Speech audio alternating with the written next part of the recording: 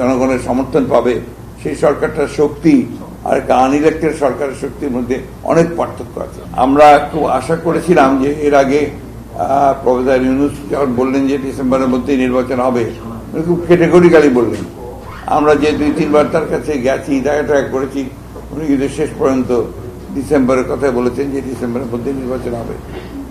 এমনকি আপনার individual personally আমরা যা জানতে পেরেছি সবাই বলেছেন যে নির্বাচন ডিসেম্বরের মধ্যেই হবে। পট করে যখন উনি বললেন যে এটা ওনার বক্তব্যের মধ্যে যে ডিসেম্বর থেকে জুন মধ্যে হতে পারে, উই ওয়ার ফ্রাস্ট্রেটেড। কারণ আমরা মনে করি যে কথা আমরা বারবার করে বলছি, যেটা আবার অনেকে ভুল ব্যাখ্যাও করেন, আমরা মনে করছি যে বাংলাদেশের যে রাজনৈতিক সংকট, এই একদিকে আপনার ভারতবর্ষে আওয়ামী লীগের অবস্থান, হাসিনার অবস্থান, এবং এখন পর্যন্ত ভারতবর্ষের একটা কোল্ড শোল্ডার, এই জিনিসগুলো আপনার আমাদের জন্য খুব ভালো একটা ভবিষ্যৎ তৈরি করছে না। সেই ক্ষেত্রে আমি যদি বলতে চাই, তো অনেকে আবার আমাকে ভারতপন্থী বলবেন, সবাই তো আমাকে ভারতপন্থী বলা শুরু করেছে এর মধ্যে। একটা ব্যাপার হচ্ছে যে ওয়ান হু ইজ প্র্যাকটিক্যাল।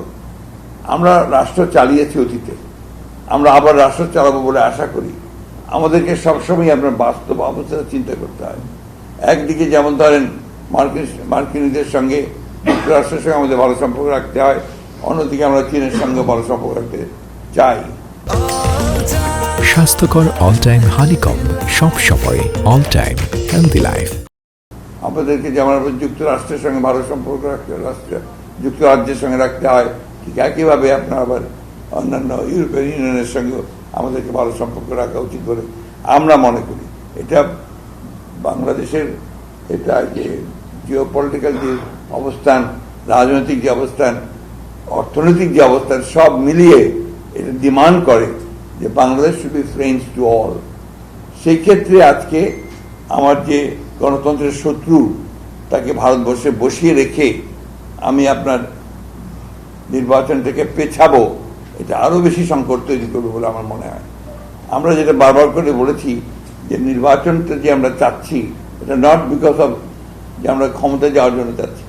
আমরা মনে করি যে নির্বাচন হলেই সেটা একটা আপনার একটা ম্যান্ডেট পাবে সেই সরকার, এবং জনগণের সমর্থন পাবে সেই সরকারটার শক্তি আর আনইলেক্টেড সরকারের শক্তির মধ্যে অনেক পার্থক্য আছে।